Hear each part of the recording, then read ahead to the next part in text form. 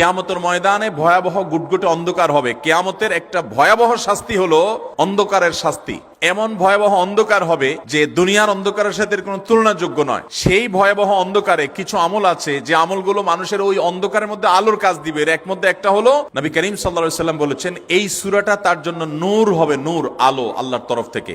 এরাবিয়ানদের মধ্যে আমলটা খুব বেশি আছে। তোমার সকল গুনাহ মাফের জন্য এটা যথেষ্ট হয়ে যাবে।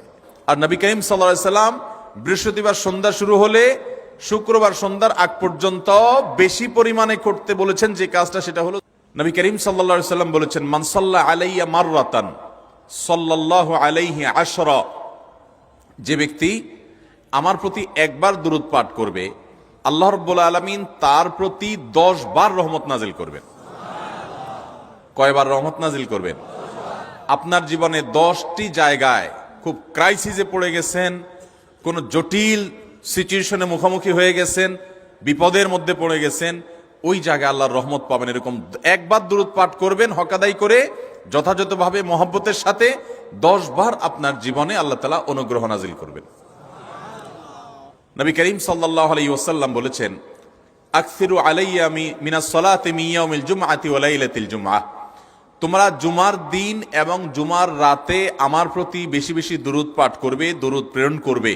ফাইন্না সালাতাকুম মারুদাতুন আলাই, কারণ তোমরা যে দুরূদ পাঠ করো এটা আমার কাছে পেশ করেন আল্লাহর ফেরেশতারা, এবং রীতিমতো নামধাম সহকারে আল্লাহর একদল ফেরেশতা নিয়োজিত আছে। তারা বলেন, আল্লাহ, হে আল্লাহ রাসূল, আপনার অমুক উম্মত, অমুক অনুসারী, আল্লাহর অমুক বান্দা পৃথিবীর অমুক প্রান্ত থেকে, অমুক দেশ থেকে, অমুকের সন্তান, সে আপনার প্রতি দুরূদ পেশ করেছে জুমার দিনে, জুমার রাতে বা অন্য সময়ে। এটা নবী করিম সাল্লাল্লাহু আলাইহি ওয়াসাল্লামের কাছে রিপোর্ট দেওয়া হয় আল্লাহর নিযুক্ত ফেরেশতাদের মাধ্যমে। আপনি যখন দুরূদ পাঠ করবেন, আপনার ভিতরে এই ফিল হবে যে আমি দুরূদ পাঠ করছি আর আমার নবীর কাছে এটা উপস্থাপিত হচ্ছে আমার নাম ধাম, আমার রিপোর্ট সহকারে। মোহতারাম হাজরিন, দুরুদের আমলটা এত সুন্দর আমল, কিন্তু আবার তাড়াহুড়া করে পড়বেন না, সাল্লাল্লাহু আলাইহি ওয়াসাল্লাম সাল্লাল্লাহু আলাইহি ওয়াসাল্লাম সাল্লাল্লাহু আলাইহি ওয়াসাল্লাম সাল্লাল্লাহু আলাইহি ওয়াসাল্লাম সংখ্যা বাড়ানোর জন্য হুলস্থুল করে পড়লেন না। মুহাব্বতের সাথে সাল্লাল্লাহু আলাইহি ওয়াসাল্লাম সাল্লাল্লাহু আলাইহি ওয়াসাল্লাম, আল্লাহুম্মা সাল্লি আলা মুহাম্মদ, অর্থ বুঝে বুঝে আল্লাহুম্মা সাল্লি আলা মুহাম্মদ মানে কি, আল্লাহ আপনি মুহাম্মদের প্রতি শান্তি বর্ষণ করুন। আরে ভাই, মুহাম্মদ সাল্লাল্লাহু আলাইহি ওয়াসাল্লামের প্রতি আল্লাহ তাআলা শান্তি এমনি বর্ষণ করবে, আপনি আমি দোয়া করলেও করবে, না করলেও।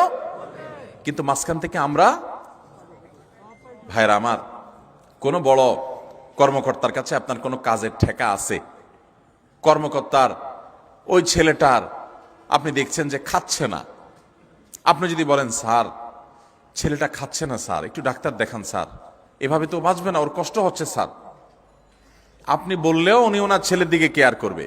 কিন্তু আপনি এটা বলার কারণে তার নৈকট্য পাবেন কি পাবেন না, তার সিম্প্যাথি পাবেন কি পাবেন না। আরশে আজিমের মালিক তার হাবিবকে এত মহব্বত করেন, তিনি তার হাবিবের প্রতি এমনিতেই রহমত নাজিল করবেন, তাকে বিভিন্ন মর্যাদা আগে থেকেই দেওয়ার ঘোষণা দিয়ে রাখছেন। কিন্তু আপনি আমি দোয়া করলে আল্লাহ তাআলা তার মাধ্যমে আমাদের ভাগ্যকে সুপ্রসন্ন করে দিবেন।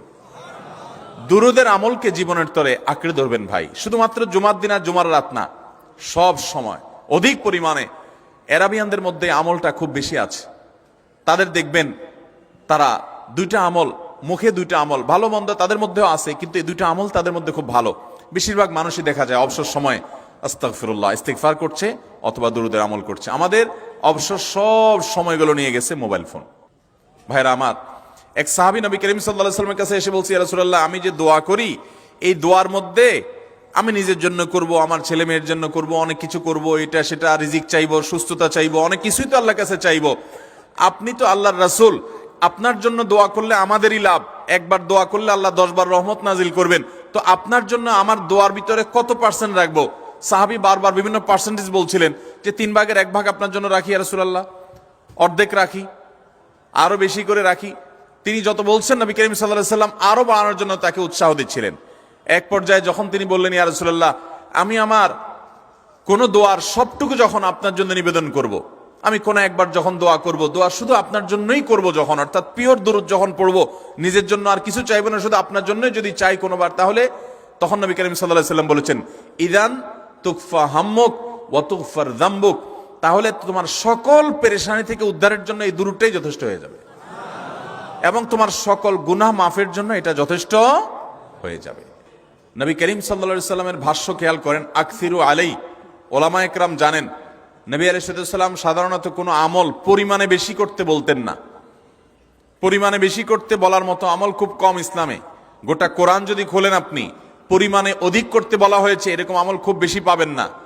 তোমরা বেশি বেশি করে নামাজ পড়ো, বেশি বেশি করে রোজা রাখো, এরকম কথা কোরআন হাদিসে নাই।